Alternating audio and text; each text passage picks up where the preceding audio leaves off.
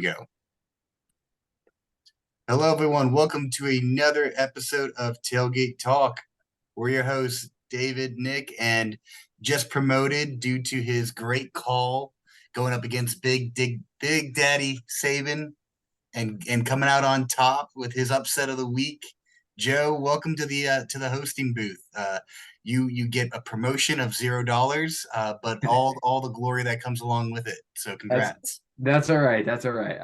I fully accept the promotion. I'm happy to be here. I'm happy to be a standstill on this show. Don't get too ahead of yourself. I had Texas too. Putting that out there. Listen, So I started off the show with saying that rest in peace, Alabama. I said put that old man in an old folks home. So I'm just glad that Nick Saban can't come after me now because he didn't win. no, All that's right. a Well, season long commitment. You gotta stay on that now. That's your thing.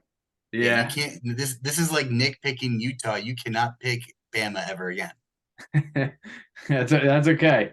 You have my word. Well, with that, why don't we get into our new segment? Who impressed us and who disappointed us this week? So, Joe, you want to get us started off? Yeah, so who impressed me? Honestly, Texas. I know it's the easy answer. I kind of gave the easy answer last week, but Texas, it really impressed me. They came out against probably one of the greatest coaches of all time in college football history. Obviously, I think he's lost a little bit of a step. Um, but they came out, they did what they were supposed to do. And what was more impressive than anything else was every time it looked like Alabama was starting to creep back in and start to get the momentum, Quinn Ewers and Steve Sarkisian dialed something up to put them back on top and put Bama back in their place. Like that was very, very impressive for me, for a guy who hasn't had a winning record over his course of his career at Texas, who has had the recruiting but hasn't had the wins. He finally put Alabama in their place by every time they were trying to get momentum, to stop that momentum and show them who the big dog was in that game. So props to Texas. Are we doing disappointing now, or are you Yeah, gonna go ahead. Go ahead. Keep it rolling, big disappointing? dog. Disappointing was the SEC. The SEC is down this year. The SEC is the premier conference in this country, in my eyes, and a lot of people else's eyes. And the SEC just seems down this year. Like, we had a lot of questions going into this year about what the SEC West would look like, who was going to compete for the second spot in the SEC East, because we all know who's number one. I really don't think Georgia's that great right now because they haven't played anybody. I know we'll have to wait and see. Maybe this week we can see a little bit of a test if Spencer Rattler turns on his Spencer Rattler ways. But the SEC is down. They had LSU, who was a top 5 team, come out and get slaughtered in the second half. Alabama just lost to Texas. Like, this is not the same SEC that we're used to day in and day out. They don't have the quarterbacks that the Pac-12 has. They don't have the wide receivers and the running backs that the Big 12 has and the ACC has. So all in all, I think the disappointment of this week for me was the entire SEC conference. You guys win the not so good trophy. I'll keep Dunce it. cap. I'll keep it PG. Yep, I think I totally agree with that sentiment. I feel like the SEC, they're what, 2-6, in out of conference Power Five, or 1-5, 1-6, something like that. Really bad this year. So I totally agree that the out of conference schedule is kind of pointing at the SEC not being that dominant force. We'll see how the narrative changes now that they start to beat up on each other, because the ESPN likes to do that. But I totally agree with that sentiment, Joe. And even if Alabama rebounds and LSU rebounds, right? It's still it. My point is, the point is still null, because at the end of the day, the SEC is not the big bad dog that everybody's scared of. Right now, it's the ACC. I mean, week 2, we're sitting here in week 2. This everything could change. I'm not backing off my take, but everything could change. But right now, the ACC is the big dog. The Pac-12 is the big dog. The Big 12 looks like they have some teams that can compete again. Like, this is becoming a national sport again.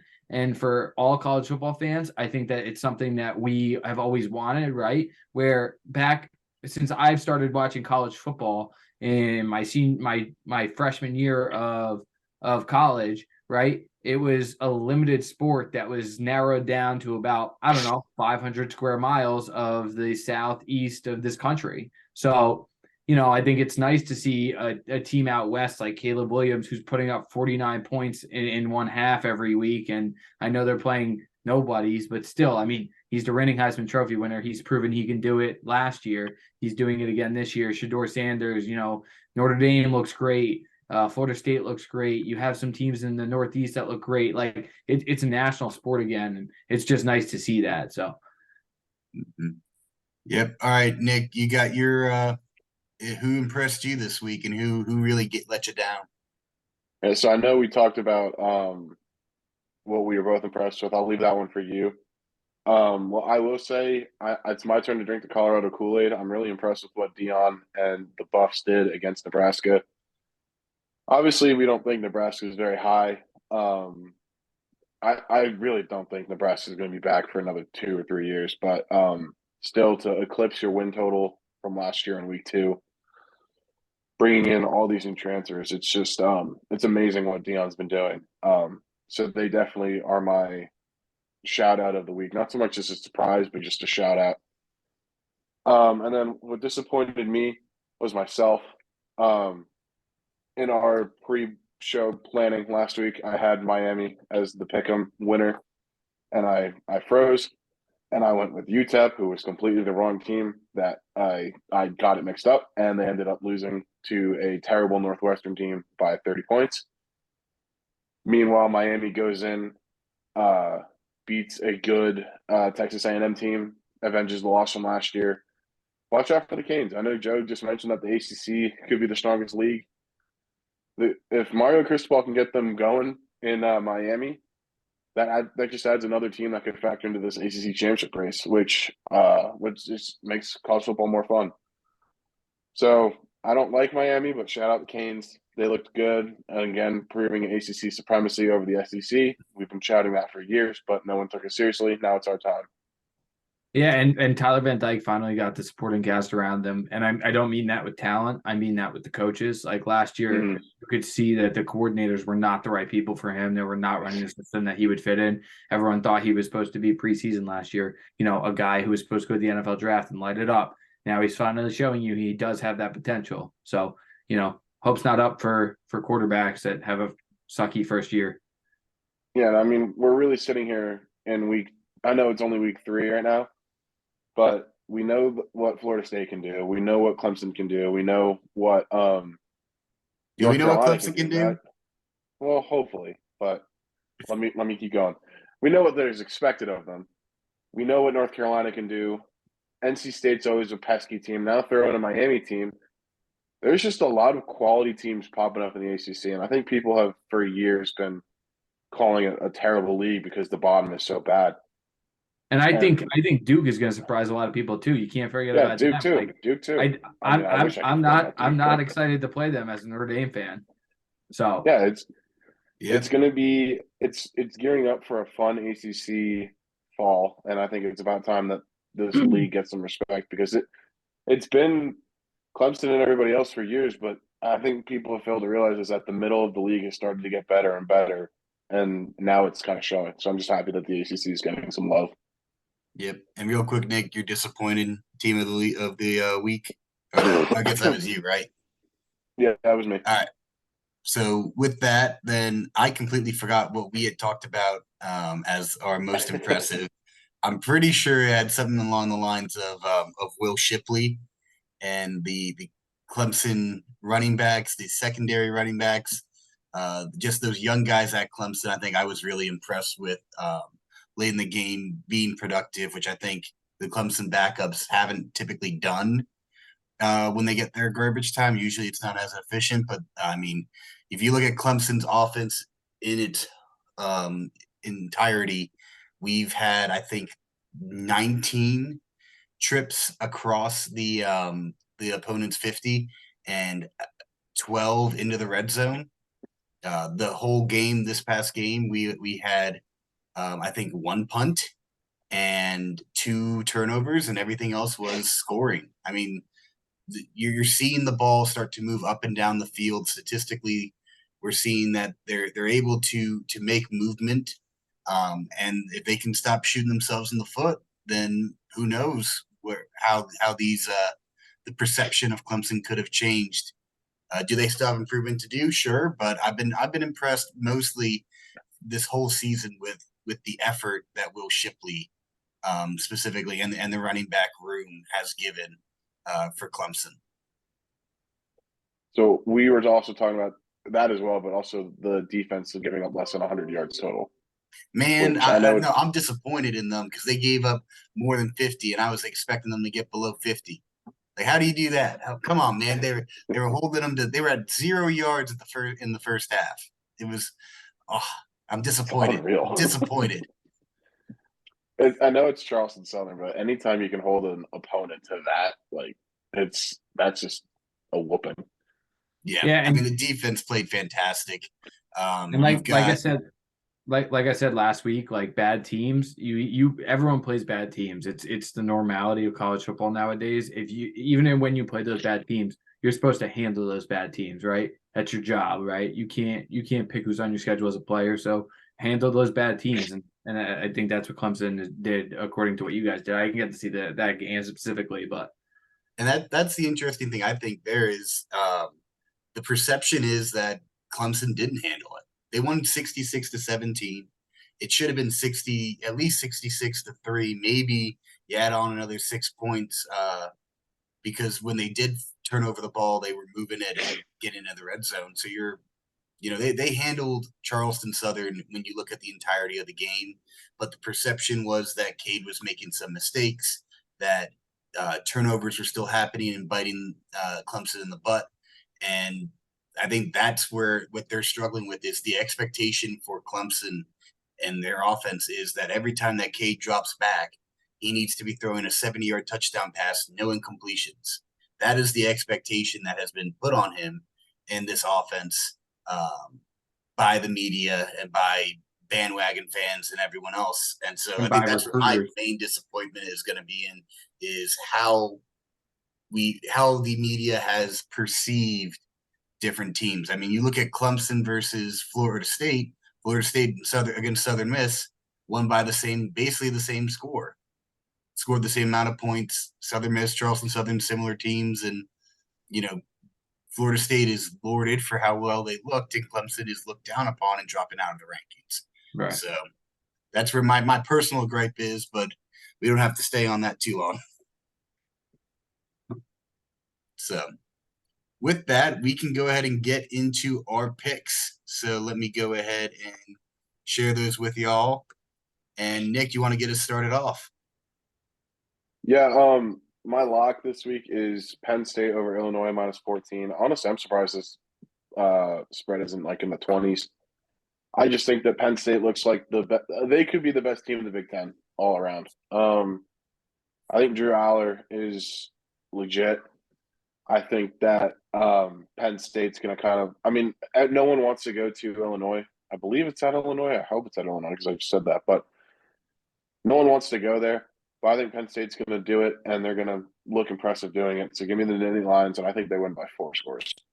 Yeah, it's time for Drew Aller to put up or shut up. He's been quality. He's been good, right? But for a 5-star who, even the coaching staff said, hey, this guy's the missing piece that our program has been missing since, Christian Hackenberg and all those guys that they love so much. Like, it's time to show why you were the 5-star that you got recruited as. For me, it's pretty simple. Listen, Michigan State, we all know the news that came out of there this week. Mel Tucker obviously allegedly had some phone issues that whatever. I'm not going to dive into that, but obviously that program has gotten a giant kick in the nuts this week. Washington Huskies have a Heisman candidate in Michael Penix Jr., who, like the lefty, like Nick says every week, like just the ball looks different coming out of his hands.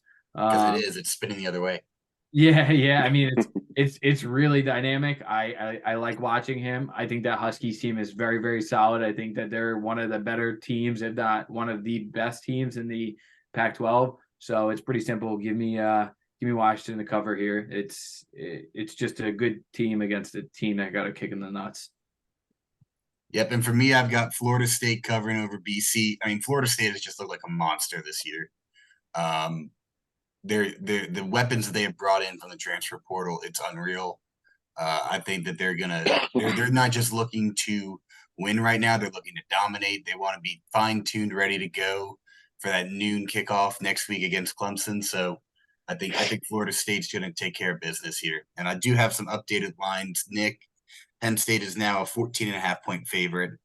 Love them even Boston more. College is now a 26-point underdog. And then Washington is somewhere, but I didn't find them yet. So forget that I said I had theirs updated. Love them even more. Yeah, Yeah. well, I mean, that's the benefit of taking all these teams when the line's open like we do. We're always ahead of the game. That's one thing that this podcast can say. So we get the lines early, we get them while they're good, and when they change, that's on Vegas. That ain't on us. Washington and Michigan State still 16-point spread. Excellent. Penix already has 859 yards. Yeah, he's really good. God. With that, next up is our pick'em. So Nick, you want to get us started off there? Yeah, I'm going with a team that obviously a lot of people may not know because they're kind of new to the FBS. But James Madison, they went into Virginia. And granted, it was Virginia, but they beat them last week, and that's an ACC road win. This is going to be two of the best teams in the Sun Belt. Give me James Madison. I think that they go into Troy. I think they take care of business. They're currently a 3-point dog. I think they win outright. I'm high on the Dukes. I think that they're going to be it's their turn to kind of show what they can do in the Sun Belt because they also haven't been able to participate in the postseason. Free them. Let them play. Give me the Dukes. Yeah, for me, it's pretty simple. This is a 1.5-point game. I think West Virginia was the dogs. A lot of people did not expect West Virginia to look great this year. Obviously, they played a stout Penn State team week 1. They lost, and they just missed a cover, but they beat Duquesne last week. Pitt had some drama with Phil Jerkovich. He's upset his 5th team in college football now in his career. I think there's some turmoil over there in that room. Give me Neil Brown and his hungry, scrappy West Virginia Mountaineers this week to win in this pick'em. Yep. I struggle with this one too, just trying to find a team that I felt would be good. I think Liberty was slightly favored in this game, so I'm picking them over Buffalo. I think Buffalo's struggled so far this year. I'm struggling to confirm that they are 0-2. I think they're either 0-2 or 1-1, but I can't find them on my phone. So we're just going to pretend like I know what's going on, and we're going to pick Liberty here. Tough break with that $29 million they just spent on their new stadium. Yeah, that kind of money's not in the math budget here, so that's why I have no idea what's going on over there. With that, we've got upsets of the week. This is where you make your money, boys. Nick, who you got? Yeah, honestly, this one was a little hard for me too, and I know that it's a home SEC dog. It's actually the line is moving in BYU's favor, so I'm feeling really confident about this. Caden Slovis, he's a new quarterback at BYU, another guy along with Joe's favorite Jerkovic, who's finding his way around college football. Give me BYU. I think that they go into Fayetteville. I think they've shocked some people. And I'm pushing this anti-SEC agenda all season long. Give me the newest members of the Big 12 taking another road win over the big bad SEC. Give me BYU. Line's down to 8 for that game. For me, the line opened at 9 from what I saw. I'm taking Utah State here. Nothing against the servicemen. I know people think I hate the servicemen and women who serve our country. I do not. I am USA all the way. But I had to. This week was really hard to pick an upset. I know we took 7 a little bit loosely this week, but I think Utah State's a good team. Maybe the ghost of Jordan Love wears off from Green Bay to Utah State again. I mean, they played Iowa, who was the 25th best team in the country week 1. They put up 14 points against that defense. I mean, it's going to be hard to tell me that they can't put up more than 14 points against an Air Force defense. And then last week they put up 78 on Idaho State. So give me Utah State here with the cover and the win, I think. Line's now at 9.5 for Utah State, the dog in this Ooh, case. not good. Not good. And I want it on record that I was correct that Buffalo is 0-2, so I feel better about my life choices now. For me, I've got Houston over the Horned Frogs. It's at Houston. Line is still at 7.5.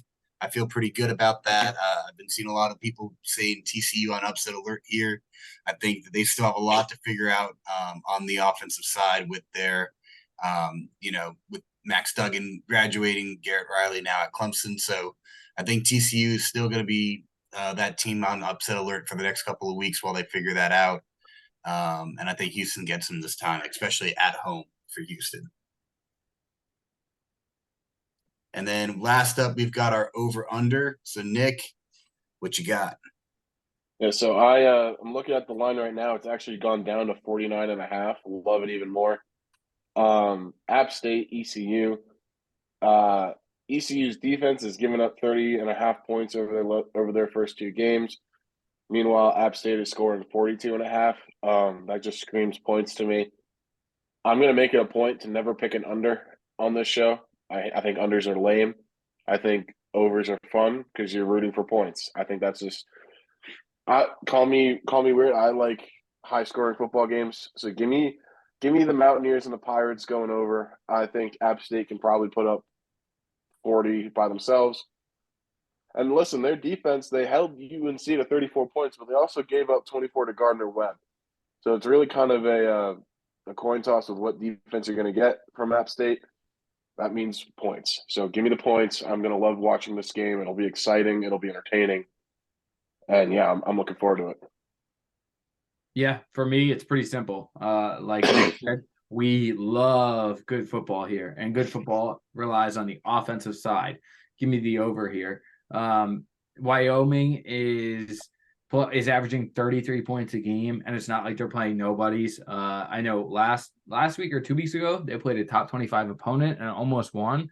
I can tell you right now, they played Texas Tech. So it wasn't top 25, but still a very good Big 12 team. They put up 35. Texas is averaging 35 a game. That equals like almost 70 points if they hit their averages. Give me the over here. Texas coming off a big win. I think they're going to want to score. I think Quinn Ewers is going to want to throw it around the playground a little bit. And that Wyoming team is nothing to sneeze at. So give me the over here. It's a low over under. I love low over unders. Vegas, hand me my money now. I feel a little bit attacked here about this whole over-under. Good football means points. I'm looking at Tennessee and Florida here. Florida struggling already, 1-1. Huge loss to Utah to start the season. Last week they won 49-7 over some team, who knows who. You've got Tennessee here, expecting to be the poster child of good points. Put up 49 against Virginia, and then follow that up with Austin Peay only giving up 30 points there. I've got some questions on Tennessee's offense now. All of a sudden, where's this big arm that I'm expecting to put up massive points? At the time I picked this, it was 57.5 for the over-under. Now it's up to 59. I'm feeling great about it. Give me the under, boys. I want to see some good old-fashioned defense. I'm hoping this is going to be a classic SEC matchup in the trenches.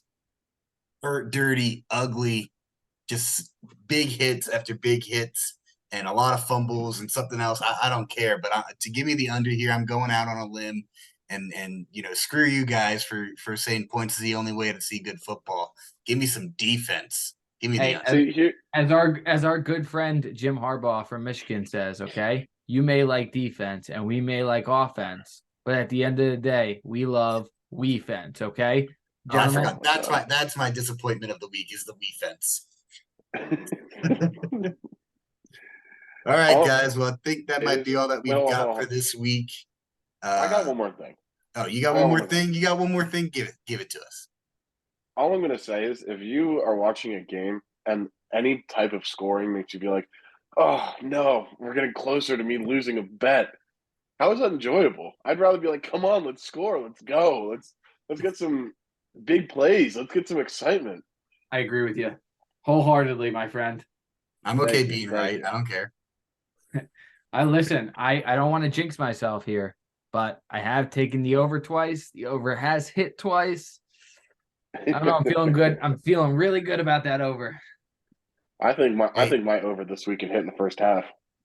Yeah, very well might. 49 points in the first half, Lord. It could happen. 28-21. All right. Well, let us know what you think. Let us know if you think I'm completely off base, expecting SEC teams to stop scoring football points, or if Nick can be forgiven for not picking Miami last week. I think that's all we've got for this week, guys. So as I want to always, go see. Tigers. I want to see the we fence chants in the comment sections. We fence. We fence. All right, go Irish for me. Go Tigers.